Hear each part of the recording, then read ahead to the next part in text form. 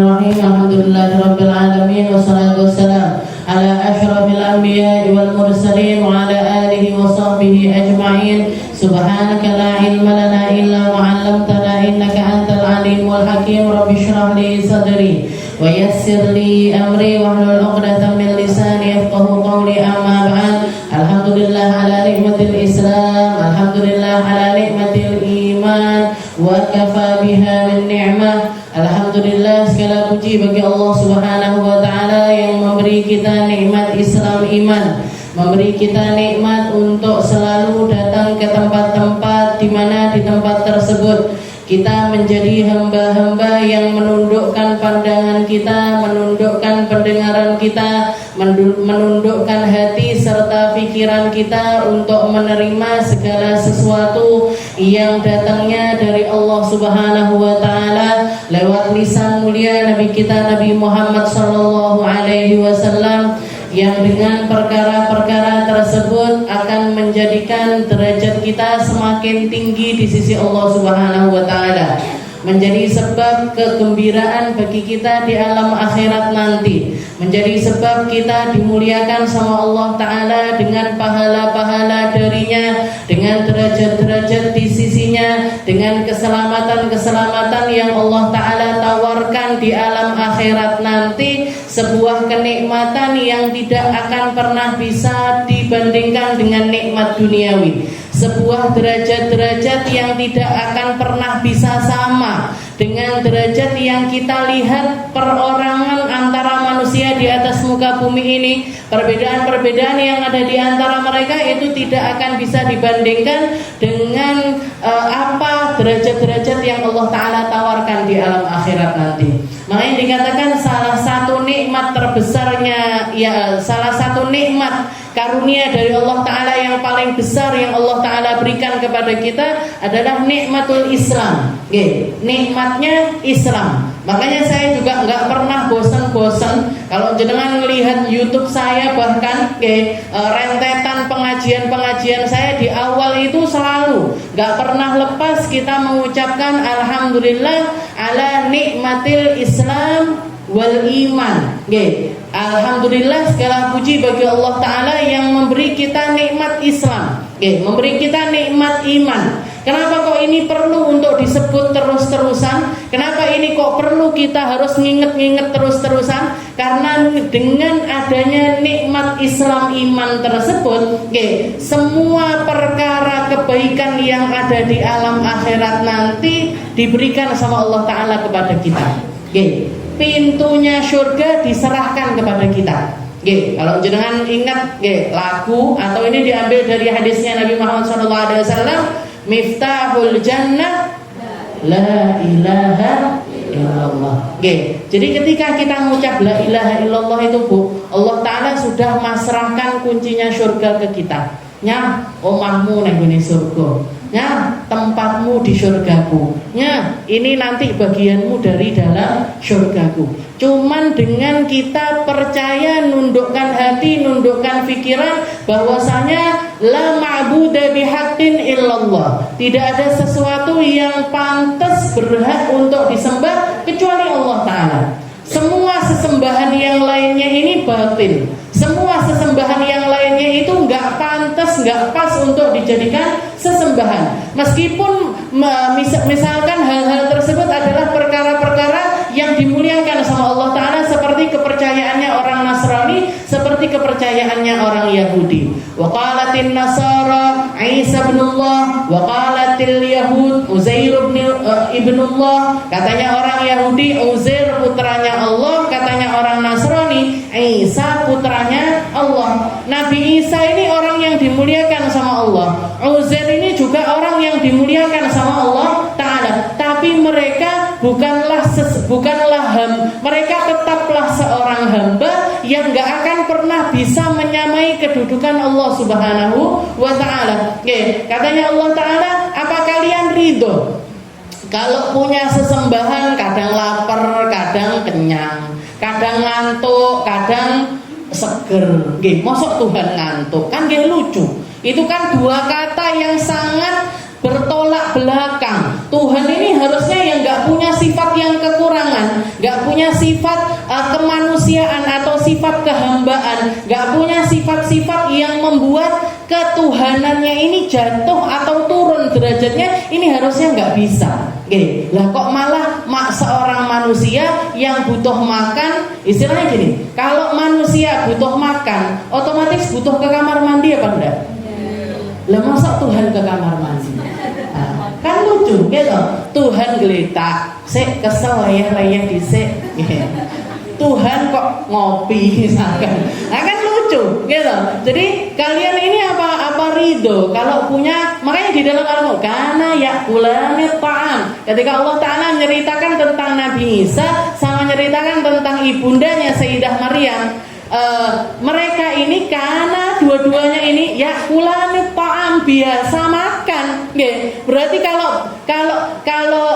kalau mereka ini biasa makan, berarti mereka ini yang diberi rezeki, bukan yang memberi rezeki. Nggih. Salah satu sifatnya Allah Ta'ala yang kita patut bersyukur menjadi umatnya, menjadi hambanya Allah Ta'ala. Nggih. Katanya Allah Ta'ala, la nas'aluka rizqa, nahnu narzuqukum. Nahnu narzukuk, nala nas'aluka rizq. Kami ini adalah Tuhan. Katanya Allah Ta'ala, kami ini adalah Tuhan yang gak butuh kalian bawain rezeki. Gak kayak Tuhan-Tuhanmu yang kalian biasanya nyembah itu, gowo sajen, gowo dupa-dupa, sik Tuhane diadusi dhisik, Tuhan didusi gitu. Tuhane didusi sik, Tuhane dipacaki dhisik, dikai kelambi sing apik dhisik, habis itu dikasih sesajen-sesajen di depannya. Jangan dimakan loh ya, ini sajen-sajennya, ini punyanya Tuhan. Lah kita yang bawa, makhluk yang bawa, manusia yang bawa. Katanya Allah Ta'ala, kami adalah Tuhan, la nas'aluka rizqa. Enggak perlu kalian bawain rezeki. Nahnu narzuquk. Kami yang ngasih kalian rezeki. Kalian silahkan datang tanpa bawa apa-apa, cukup bawa ketulusan hati, cukup bawa kebenaran akidah, cukup bawa penghambaan yang benar kepada Allah Subhanahu. Kalau kalian pengen berkorban, pengen ngasih sesuatu, pengen mempersembahkan sesuatu kepada Allah Ta'ala sebagai bentuk rasa syukur kalian menjadi hamba-hamba Allah Ta'ala, dikaruniai anak, dikasih sama Allah Ta'ala syariat namanya akikoh, tapi bukan untuk Allah, bukan dipersembahkan untuk istilahnya di masa habis itu ya Allah ini terima enggak, tapi dibagi-bagikan kepada hamba-hamba Allah. Kasih makan orang-orang miskin, kasih makan saudara-saudaramu, kasih makan tetangga-tetanggamu. Nah, kalau laki-laki, anakmu laki-laki, kasih sembelihlah 2 ekor kambing. Nah, anakmu wedok siji ae.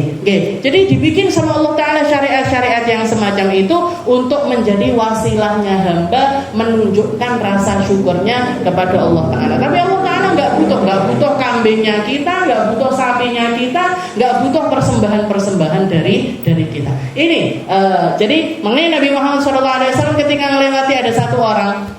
Jadi Rasulullah itu kebetulan lewat, ada satu orang di jalan itu lagi duduk, dia itu mengatakan alhamdulillah ya ala nikmatil Islam.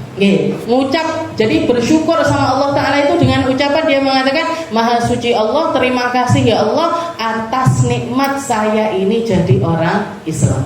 Langsung Rasulullah berhenti. Langsung Rasulullah berhenti, nengok ke laki-laki tersebut sambil mengatakan, wahai laki-laki, sungguh ucapan yang kamu ucapkan itu tadi adalah bentuk dari sebuah tanda syukur atas kenikmatan yang paling besar yang Allah Ta'ala berikan kepada seorang hamba. Jadi nikmati dari wong Islam, nikmatnya jadi orang bisa ibadah di dalam Islam, nikmatnya jadi orang menundukkan diri di hadapan Allah Subhanahu wa Ta'ala, itu nikmat yang gak bisa ditukar dengan apapun juga. Makanya Habib Abdullah bin Alawi Al-Haddad mengatakan, wa'alam annahu kama yajibu 'alaika an tashkurallaha 'ala ni'amil khassah bika kal 'ilm was sihat, kadzalika yajibu 'alaika an tashkurahu 'ala ni'amil 'ammah. Makanya jangan bosan-bosan bersyukur sama Allah Ta'ala. Mau itu nikmat-nikmat kamu yang spesial untuk dirimu sendiri, maupun nikmat-nikmat yang umum yang Allah Ta'ala berikan kepada hamba-hamba yang lainnya, sebagaimana nikmatnya terutusnya Nabi, nikmatnya dikasih kitab Al-Quran sama Allah Ta'ala, nikmatnya raf'us sama, nggih, wa bastul arad, nikmatnya langit ini ditinggikan sama Allah taala, bumi ini diluaskan sama Allah taala atau dibentangkan sama Allah taala. Itu nikmat-nikmat yang umum semacam itu syukuri juga, selain nikmat-nikmat yang khusus yang Allah taala berikan kepada dirimu. Wa asru syukur ma'rifatul qalb bin ni'am wa annaha minallahi wahdah lam yasil ilaihi syai'un minha bihaulihi wa quwwatihi bal bi fadlillahi wa bi rahmatihi. Dan asal dari rasa syukur itu adalah pahamnya hati, ngertinya hati kalau nikmat yang ada di dalam diri kita itu semuanya datang dari Allah taala. Bukan karena kekuatan kita, bukan karena usaha kita, bukan sesuatu yang bersumber dari diri kita, enggak, tapi murni pemberian dari Allah Subhanahu wa taala. Makanya guru saya Habib Hasan itu kalau nasihati anak-anaknya, putra-putranya beliau ketika mulai dari mereka masih di pesantren, kalau misalkan mereka menang lomba atau mereka jadi juara satu atau dapat penghargaan sesuatu di pondoknya, itu Abu Hasan itu selalu ngingetin mereka, "Nak, yang ngasih kamu kepintaran ini siapa? Allah. Yang ngasih kamu rajin ini siapa? Allah. Yang ngasih kamu tekun di dalam belajar ini siapa? Allah." Terus andilmu dari semua ilmu yang kamu miliki itu apa? Maka mereka mengatakan nggak ada, semuanya datang dari Allah taala. Maka sudah sepantasnya ketika kamu dapat karunia dari Allah taala, kamu memberdayakan karunia itu dengan sebaik-baiknya. Istilahnya gini, orang punya ilmu itu ngajar itu ya sudah sewajarnya. Orang punya harta itu sedekah itu ya memang sudah sewajarnya. Orang punya kekuatan dipakai ibadah, dipakai nolong orang, dipakai untuk bantu orang lain, itu adalah sebuah kewajaran. Kenapa? Karena itu semuanya adalah nikmat dari Allah Ta'ala yang bisa kita lakukan, hanya tinggal memberdayakan nikmat tersebut. Ojo sampai digawe maksiat, jangan sampai dipakai untuk melakukan sesuatu yang dimurkai sama Allah Ta'ala. Setelah itu kita berdayakan. Kita berdayakan apa yang kita miliki, potensi apa yang ada di dalam diri saya. Oh, saya dikasih sama Allah Ta'ala suara bagus. Tinggi apa? Tinggi ngaji ngalor ngidul. Dipakai sholawatan, aku tak daftar jadi vokalis Al-Wasilah misalkan. Aku tak daftar jadi karena nggak pas, Bu, kalau misalkan suara saya kok fales sekali, tak daftar jadi vokalis. Sing ngelu tim hadro ini. Iki piye iki ra iso nyanyi kok malah pengen jadi vokalis, pusing. Ini berarti apa? Nggak paham sama potensi dirinya. Oh, saya bisanya nabuh, saya ngerti nada, saya gampang belajar, daftar. Saya bisanya ewang-ewang, resik-resik, ya resik-resik. Saya bisa apapun potensi yang ada di dalam diri kita berdayakan, Bu. Buat apa? Buat kebaikan, buat menunjukkan diri di hadapan Allah Ta'ala sebagai bentuk syukurnya kita atas nikmat tersebut. Isone duwe kuping ya dingin ngrungokne sing apik-apik. Jangan dipakai dengerin yang jelek-jelek. Bisanya dikasih sama Allah Ta'ala mata dipakai buat melihat yang baik-baik, jangan melihat yang buruk-buruk. Nah, itu semuanya tanda syukur kita kepada Allah Ta'ala. Jadi asal dari syukur, kalau kita mau nyari gimana caranya biar saya ini punya rasa syukur, kita kenali dulu, kita rasakan dulu. Kalau semua yang ada di dalam diri kita ini nikmat dari Allah Ta'ala yang diberikan cuma-cuma, nyewo yo endak, nyileh disili gratis, nggak pakai nyewa, nggak pakai bayar. Nggak pakai nyewa, nggak pakai bayar. Jenengan mau tinggal di rumahnya orang, itu biasanya ya antara dua ini. Kalau nggak beli ya nyewa. Ini kamar berapa satu bulannya? Ini kamar berapa satu bulannya? Ini rumah berapa setahunnya? Nyewa. Disewakan sama itu. Kalau mau amalah sama manusia itu kayak gitu. Perkara dunia itu nggak ada yang gratis. Bahkan sampai ada pepatah yang mengatakan tidak ada makan siang yang gratis, itu nggak ada. Nggak ada manusia ngasih kebaikan kepada manusia dengan cuma-cuma, itu nggak ada. Semuanya butuh dibayar. Semuanya butuh dikasih imbal baliknya. Nggih, kecuali setiap kebaikan yang datangnya dari Allah Ta'ala atau kebaikan yang sumbernya karena Allah Subhanahu wa Ta'ala. Jadi nikmat yang datang dari Allah atau nikmat yang diberikan lewat hamba-hamba yang memang tujuannya itu adalah Allah Subhanahu wa Ta'ala. Itu tok sing gratis, Bu. Makanya jenengan itu jangan menyakiti hatinya guru-guru ngaji dengan kalimat-kalimat sing ikhlas to, Bu. Mosok ngajar ngaji ndak ikhlas. Nggak usah jenengan ingatkan. Mereka ini sedang berusaha ikhlas. Kalaupun mereka sampai keluar kata-kata 1 bulan bayarnya 20.000 ya Bu, 1 bulan bayarnya 15.000, itu bukan datang dari ketidakikhlasan mereka, tapi itu datang dari kebutuhan mereka yang sudah amat sangat mendesak. Kalau mereka orang punya, nggak kira ngomong kayak gitu. Kalau mereka punya usaha lain, nggak kira narif untuk ngajarin ngaji itu nggak kira. Tapi kalau sampai guru-guru ngaji, jebolan-jebolan pesantren, orang-orang yang punya ilmu-ilmu agama itu kok sampai ngomong, saya kalau ngaji, jenengan mau belajar ngaji sama saya 1 bulannya 50.000, 20.000, 30.000, itu datang dari desakan kebutuhan ekonomi mereka yang sudah nggak bisa ditoleransi lagi dengan apapun. Mungkin anaknya wis nangis dan susune urung ketuku, pempesnya belum kebeli, sewa rumahnya nunggak dan lain sebagainya, keluar dari hal-hal yang semacam itu. Jadi kita kalau misalkan nyekolahkan anak-anak di madrasah, di sekolah-sekolah Islam, jangan sampai lisan kita itu nyakitin guru-guru yang ngajar di tempat tersebut dengan kalimat-kalimat yang semacam itu. Bahkan kalau bisa kasih ngen-ngen, aku lek duwe-duwe tak bantu guru-guru ini. Tak bantu dengan nominal yang lebih dibanding. Bayangkan misalkan sebulan 20.000 itu kurang wis murah banget. Ngajarin ngaji di TPQ jenengan jajal, ngajarin anaknya tok aja, enggak usah anaknya orang. Anaknya jenengan sendiri. Ajarin ngaji mulai dari alif bata sampai Quran jajal dibayar 20.000 karo bojone jenengan trimo apa mboten. Ini tinggal ngeter neneng sekolahan, ujuk-ujuk pinter, ujuk-ujuk iso ngaji, ujuk-ujuk hafal surat-surat pendek dan lain sebagainya. Masa kita sekedar terima kasih dengan tulus sama guru-gurunya ini nggak bisa? Kan yo nemen banget. Ngono milih anaknya solihah. Saya itu heran sekali. Milih anaknya solihah, tapi sama gurunya nggak beradab, sama guru-gurunya nyepelekan, sama guru-gurunya omongannya kasar. Ini terus jeluntrungi anak itu jadi solihah itu dari mana?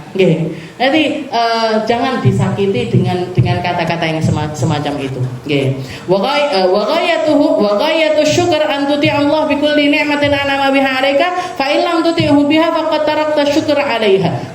Katanya Al-Habib Abdullah bin Alawi Al-Haddad, dan paling tingginya atau bentuk tanda syukur yang paling tinggi adalah ketika kita mampu memberdayakan nikmat-nikmatnya Allah Ta'ala di dalam setiap kebaikan-kebaikannya. Jadi dijauhi segala macam maksiat, menjauhi segala macam keburukan, menjauhi segala hal yang membuat Allah Subhanahu wa Ta'ala murka, serta melakukan segala sesuatu yang Allah Ta'ala senangi.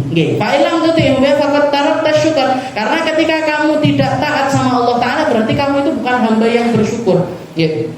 Wa in asaitahu faqad waqa'at fil kufran. Dan kalau kamu menggunakannya untuk maksiat, berarti kamu adalah hamba yang kufur sama kenikmatan. Dan orang kalau sudah kufur sama nikmat, mau enggak mau pasti dianggap sama Allah Ta'ala. La in syakartum la azidannakum wa la in kafartum, ini janjinya Allah. Kalau kamu syukur akan aku tambahin nikmatnya, kalau kamu kufur sama nikmat, katanya Allah, inna adzabi lasyadid. Hati-hati. Hati-hati, murkaku. Ketika aku murka, ketika aku ingin mengazab seseorang, maka azabku itu sangat-sangat pedih sekali. Jadi kalau orang menggunakannya untuk maksiat, berarti dia sudah kufur sama dia. Wa indahu tatabaddalun ni'am bin niqam, maka dari situ akan berubah dari nikmat yang Allah Ta'ala berikan menjadi azab yang pedih yang Allah Ta'ala berikan. Wa man baqiyat alaihi ni'matan min isyanihi lillahi fahuwa mustadraj. Kalau misalkan ada orang maksiat terus, tapi kita lihat masih ada sisa-sisa kenikmatannya Allah Ta'ala yang ada di dalam diri hamba tersebut, ketahuilah jangan tertipu, sesungguhnya orang tersebut sedang diistidraj sama Allah Ta'ala, sedang dilulu sama Allah Ta'ala.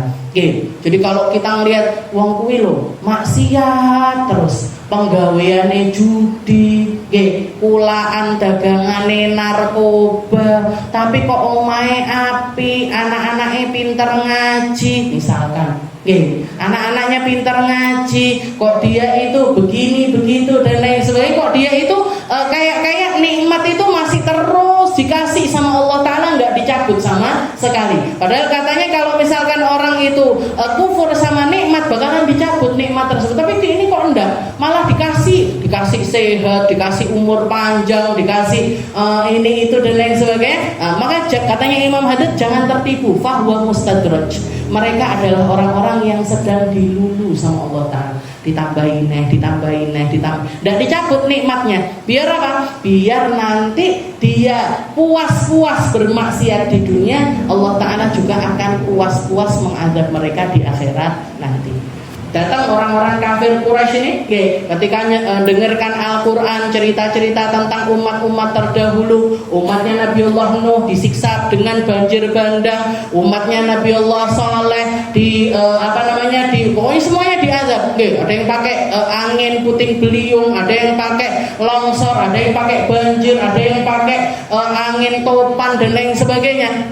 Datang ini orang-orang kafir Quraisy yang merasa kalau mereka itu di dalam kekufuran, nggak percaya sama Nabi Muhammad SAW. Terus katanya kalau orang kafir, orang nggak mensyukuri nikmat itu bakalan diazab sama Allah Ta'ala. Tapi mereka merasa hidup saya fine saja, hidup saya baik-baik saja.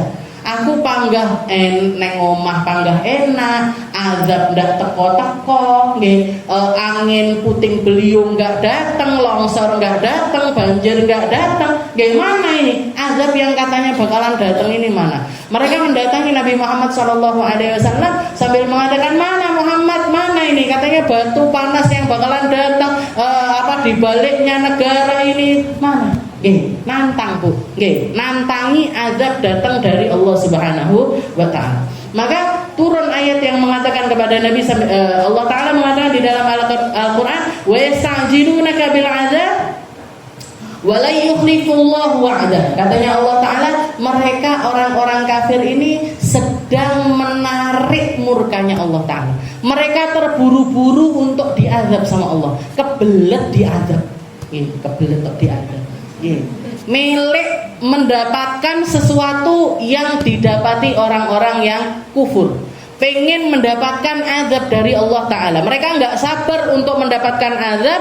Katanya Allah Ta'ala, wala yukhlifullahu wa'dah, aku adalah Tuhan yang tidak pernah ingkar janji. Orang kufur bakalan tak bales.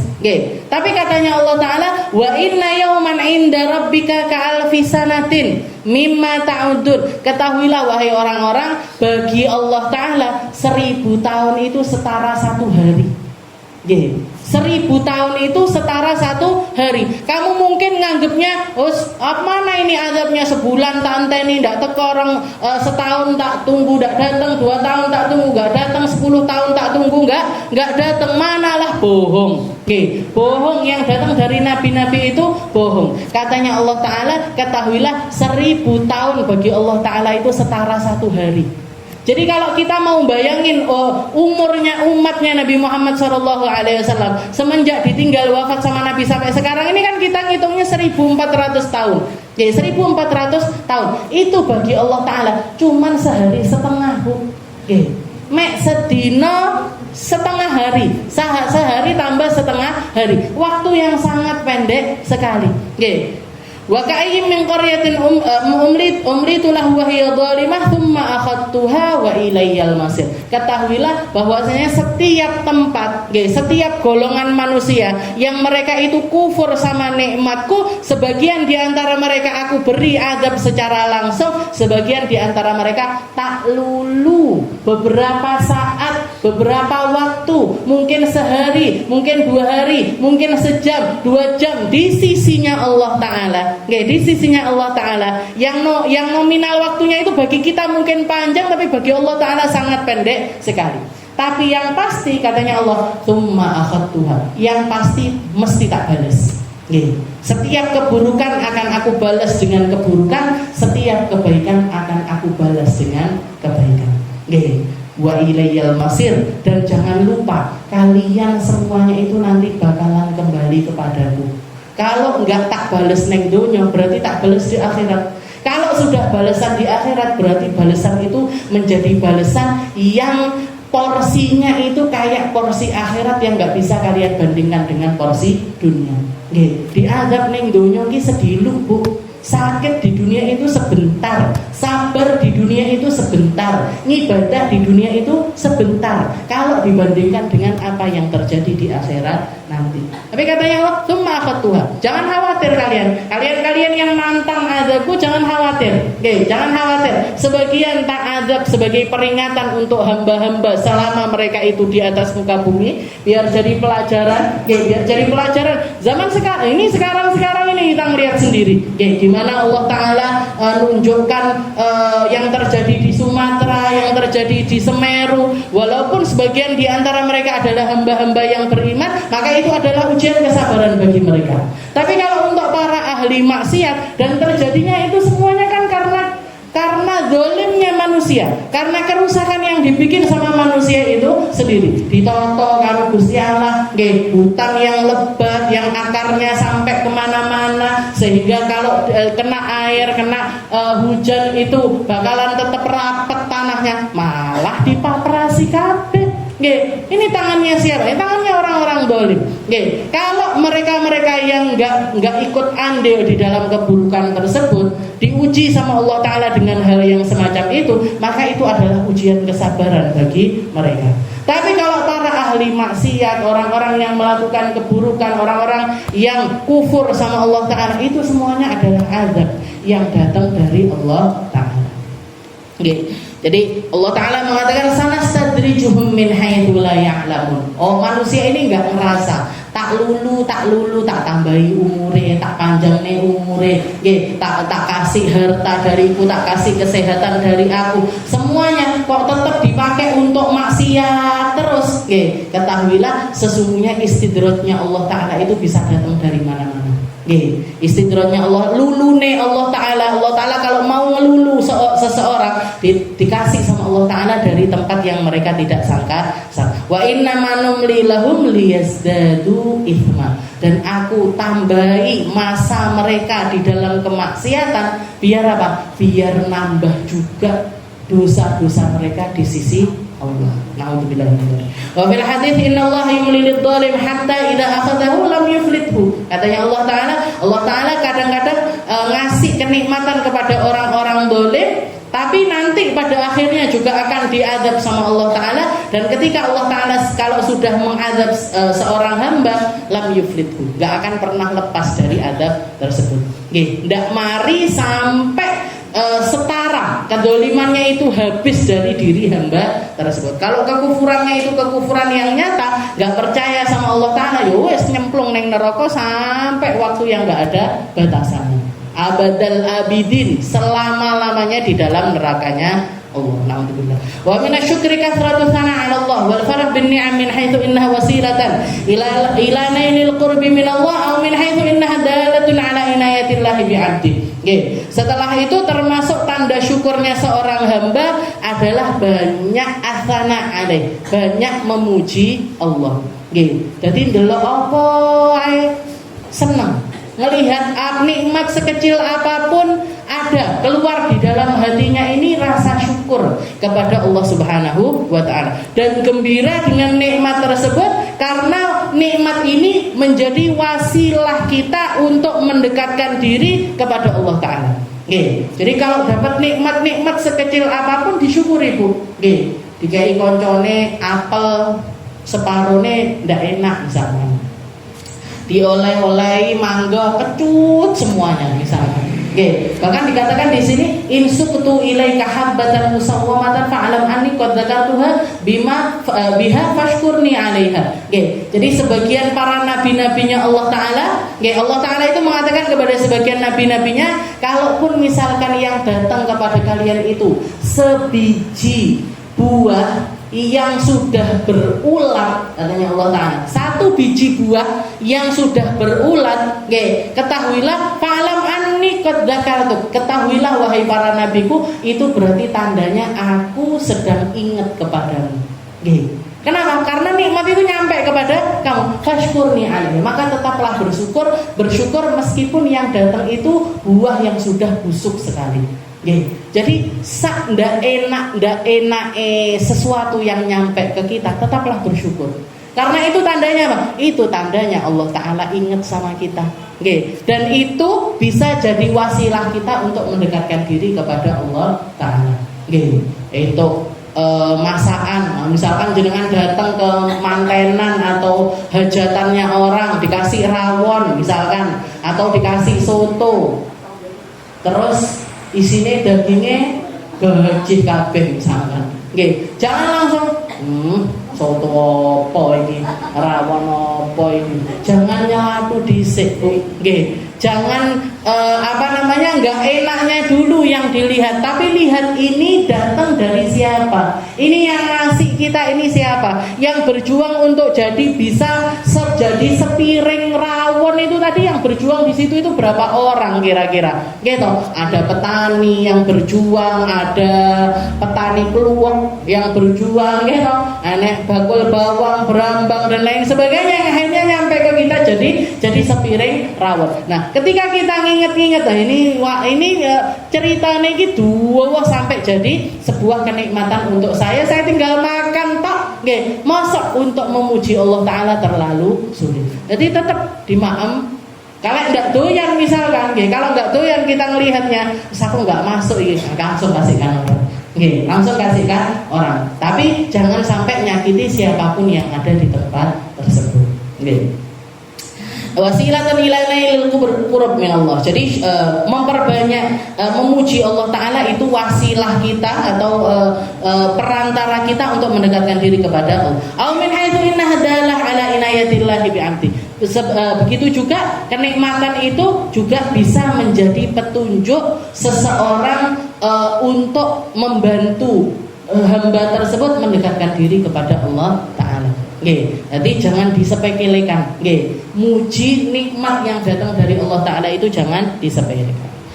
Wa minasyukri ta'zimun ni'mah wa in kanat shaghira. Termasuk syukur yang besar, termasuk tanda syukur adalah mengagungkan sebuah kenikmatan wa in kanat shaghira. Walaupun kalau kita nganggapnya itu adalah sesuatu yang kecil. Nabi Muhammad SAW itu sampai bikin syariat kalau makan, selesai makan itu sama Nabi dikoreti, Bu. Yang di jari-jari dikoreti, yang di piring itu kalau misalkan sama Nabi dikoreti gitu. Jadi sisa-sisa makanan itu beliau koreti sampai di satu tempat, setelah itu diambil dijilat sama Nabi. Sampai para sahabat itu heran, ya Rasul, kenapa kok sampai seperti itu ya Rasul? Katanya Nabi Muhammad, fa innakum la tadruna bi ayyihimul barakah. Kalian enggak ngerti berkah yang datang dari Allah Ta'ala ini tempatnya yang mana. Barangkali yang di tetes-tetes terakhir, yang di bulir-bulir terakhir itu ada berkah yang datang dari Allah Subhanahu wa Ta'ala. Dan makanan kalau sudah jadi berkah itu bakalan mempermudah kita untuk melakukan kebaikan yang lainnya. Nikmat ditambahi nikmat itu karena berkahnya, pinternya kita di dalam bermuamalah sama nikmat. Rasulullah juga pernah dikatakan ketika melihat ada ada kera, nopo kera niku, kera, ketek, istilahnya hewan, lewat gitu Rasulullah tahu-tahu tersungkur langsung sujud syukur. Ditanya sama para sahabat, ya Rasul, kenapa kok kayak gitu ya Rasul? Katanya Rasulullah, alhamdulillah saya diciptakan jadi manusia bukan jadi kera. jajal lek aku dadi kerah. Nggih, misalkan kita apa nggak bisa Allah taala nakdirkan kita jadi kerah? Bisa. Dadi semut lho bisa, Bu. Nggih. Jadi napa? Nah niku laron apa jadi semut apa jadi coro apa jadi misalkan kita jadi coro nggih. Kan ya ngono ya. Itu seperti itu loh disyukuri sama Nabi Muhammad sallallahu alaihi wasallam. Wa in kanat saghira. Wa yarwi 'anillahu annahu qala ini seperti yang dikatakan sama Allah taala kepada sebagian para nabi-nabinya, idza suqtu ilaika habbatan musawwamatan, kalau misalkan saya itu mendatangkan kepada kalian satu biji buah yang sudah berulat sekalipun, yang sudah berulat sekalipun, fa'lam anni qad dzakartu. Ketahuilah itu adalah tanda sinyal, tanda sinyal yang datang dari Allah taala bahwasanya Allah taala ini sedang mengingat diri. Biha fashkurni 'alaiha, maka bersyukurlah atas nikmat dari buah tersebut. Wa minasyukur at-tahadduts bin ni'am. Begitu juga termasuk syukur adalah at-tahadduts bin ni'am. Memperlihatkan bekas-bekas nikmat itu di dalam diri kita. Jadi memperlihatkan jenengan punya rezeki lebih, beli baju yang pantas, beli jilbab yang pantas, beli kendaraan yang pantas, omahe dipacai, omahe ditoto, bentaun arepe bodo dicat, ganti keramik misalkan, atau pagere dicat. Nah itu termasuk memperlihatkan sisa-sisa kenikmatan yang Allah Ta'ala, asar nikmat. Jadi kalau petunjuk bahwasanya kita ini sedang dikasih nikmat sama Allah Ta'ala, itu adalah sesuatu yang itu termasuk cara bersyukur adalah memperlihatkan nikmat-nikmat tersebut. Nabung, iso budal umroh, iso budal haji, bisa berangkat ke bisa ziarah wali. Nah itu kan tanda-tanda kenikmatan, dan kita mempergunakan nikmat itu di jalan yang diridhoi sama Allah Ta'ala. Timbangan yang jenengan ditabung terus akhirnya dipangan rayap. Akhirnya saya ketemu beberapa orang saking istilahnya saking banyaknya duitnya, Bu, itu kalau habis tutup toko gitu, duitnya itu disimpan di kumplung-kumplung. Habis itu disorokin di bawahnya ranjang. Ketemu gak mereka cerita mau lebaran itu diresiki, sebagian sudah dimakan rayap. Sebagian sudah dimakan rayap. Ini kalau istilahnya ya nyimpen uang nggak apa-apa, nabung untuk masa depan. Misalkan jenengan kepikiran nanti anaknya pengen sekolah di sini. Nah, tapi sewajarnya aja. Nyimpen uang itu sewajarnya aja. Selebihnya kalau bisa jenengan nikmati, dinikmati. Dinikmati. Ketimbang disimpan, kita nggak tahu itu nanti jadi rezekinya siapa. Kita nggak tahu itu nanti jadi. Bahkan ini sekarang lagi viral di mana, di Instagram atau di mana gitu. Ada orang-orang perempuan yang biasanya kan suka hemat, suka hemat nabung uang, noto lah istilahnya, dari gajinya suaminya itu ditoto, nanti sisanya disimpan. Dia nyimpen udah banyak sekali, tahu-tahu meninggal dunia. Ini duitnya dipakai nikah lagi sama suaminya. Timbangannya ngono, Bu. Jenengan nikmati. Kalau punya duit dinikmati. Dolan, dipakai buat maksudnya pakai baju yang penting apa? Yang penting enggak kelebihan batas. Enggak foya-foya, enggak istilahnya enggak mitet sekali, juga enggak foya-foya sekali. Selama kita tahu pendapatan kita berapa, yang aman untuk kita pakai untuk seperti itu berapa, silahkan. Pokoknya nggak sampai utang-utang. Udah umroh utang, separuhnya utang ustazah saya. Nah, ini kan ngeluh. Sebelum berangkat umroh nggak punya utang, pulang umroh malah utangnya neng dindi ini kan malah pusing. Nah, jadi selama kita ini menempatkan diri di porsinya masing-masing, makan enak silahkan sesekali, pakai baju yang bagus silahkan, pakai kendaraan yang pantas silahkan. Timbangannya ngono ku mang, kadung disimpen, pengennya di masa depan dirapi bojone. Ini lagi viral nih di internet. Jadi katanya mana syukri at-tahadduts bin ni'am. Jadi termasuk tanda syukurnya seorang hamba itu memperlihatkan bekas-bekas nikmat itu di dalam diri hamba tersebut. Min ghairi khuruj ila ma yuham tazkiyatan nafas min ad-diniyat. Jadi enggak menelantarkan agama kita, enggak menelantarkan agama kita, tetap berjuang di dalam agama, sedekah. Jadi seiring dengan berjalannya waktu, seiring dengan bertambahnya rezekinya kita, naik juga porsi kita di dalam perjuangan agamanya Allah.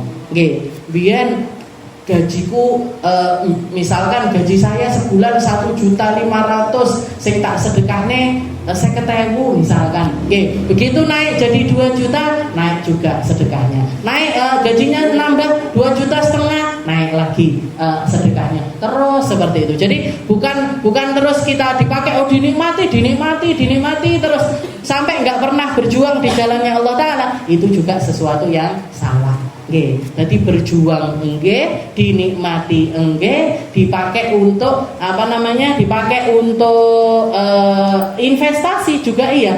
Dipakai untuk istilahnya keberlangsungan dari pekerjaan kita dan lain sebagainya, itu juga bisa. Kalau abah saya dulu itu pernah ngasih kita pelajaran istilahnya di dalam ngelola duit, ngelola pendapatan. Itu katanya beliau seperti kalau kamu pengen, mungkin kalau kayak zaman-zaman dulu, zamannya Sayyidina Abu Bakar yang semua hartanya disedekahkan untuk Islam, Sayyidina Umar separuh hartanya buat Islam, itu kita nggak kuat sampai kayak gitu. Maka katanya beliau paling enggak sepertiga hartamu itu kamu pakai untuk mengembangkan bisnis. Jadi sepertiga harta itu pakai buat mengembangkan bisnis, sepertiganya lagi untuk dinikmati, sepertiganya lagi dipakai untuk berjuang. Dipakai untuk berjuang di dalam agamanya Allah Subhanahu wa Ta'ala. Beliau nyontoh apa yang dilakukan sama Abuya Sayyid Maliki. Abuya Maliki itu di rumahnya itu punya, karena beliau nggak kerja, beliau seorang ulama, beliau istilahnya rezeki yang datang ke beliau cuma-cuma, nggak pakai modal, nggak pakai dodolan itu orang-orang yang ngasih beliau ini banyak sekali, tapi beliau itu naruh di rumahnya itu 3 kumplung, Bu. 3 kumplung. 1 kumplung ini tulisannya untuk keluarga. Untuk keluarga. 1 kumplungnya lagi itu dipakai untuk pondok. Ini untuk pondok. Satu lagi kumplung satunya lagi dipakai untuk sedekah umum. Sedekah umum. Jadi kalau misalkan keluarganya beliau itu minta buat kebutuhan rumah tangga, nanti beliau ambilkan dari yang tulisannya keluarga, dikasihkan. Nanti kalau untuk pondok misalkan butuh bangun itu diambilkan dari yang untuk pondok ini tadi. Kalau ada orang minta itu diambilkan dari yang sedekah umum. Dan kalau ada misalkan yang ini kok sudah habis, ini masih ada, keluarganya datang misalkan, tapi kumplungnya untuk keluarga ini sudah habis, dan terus beliau ambilkan dari yang ini atau yang ini enggak. Katanya beliau tunggu, mungkin besok atau besok lusa kalau sudah ada tak kasihkan. Jadi profesional beliau, yang ini memang buat ini, niatnya untuk ini dipakai untuk ini, yang niatnya buat ini dipakai untuk ini.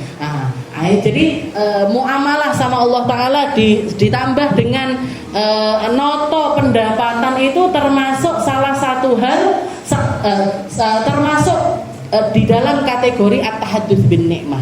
Jadi tidak sembrono di dalam mengeluarkan duit, nggak sembrono di dalam mengeluarkan harta, tapi semuanya itu dimanajemen dengan baik, ditoto, sembarang barangnya itu ditoto, itu termasuk bentuk tahadduts bin ni'mah. Wal a'malu bin niyat wal khair kulluhu fil iqtida' bis salafis shalih fi jami'il halat wallahu ta'ala a'lam. Dan sesungguhnya setiap kita melakukan segala sesuatu tergantung amal kita masing-masing, tergantung niatan kita masing-masing. Jenengan jilbaban apik, pakai baju bagus, kalau niatnya pamer karo wong-wong, Nggih, wis aku sing paling ayu, klambiku paling larang. Iki klambi regane berapa misalkan 1.500.000 diomong-omong karo wong-wong 1,5 juta lho, 1,5 juta lho. Nah, ini berarti niatnya apa? Niatnya pamer. Oke. Kalau niatnya pamer, katanya Allah Ta'ala, orang yang di dunia pakai baju lil fakhr untuk dipamerkan semacam itu, nanti di akhirat nanti sama Allah Ta'ala dipakaikan pakaian kehinaan sama Allah Ta'ala. Oke, jadi diazab dengan pakaian kehinaan. Jadi tergantung amal kita. Kalau niatnya kita untuk mensyukuri nikmat dapat pahala, kalau niatnya untuk pamer ya dapat dosa. Wal khair kullu fil iktida bisalafis saleh. Dan cara kita hidup paling baik itu yang ngikuti caranya para aslafunas sholihin. Orang-orang yang hidup sebelum kita fi jami'il halat, di setiap keadaan mereka. Wallahu ta'ala a'lam. Wallahu a'lam bishawab. Insyaallah minggu depan kita lanjutkan di dalam bab wa alaika bizuhdi fid dunya, di dalam zuhud di dalam perkara dunia.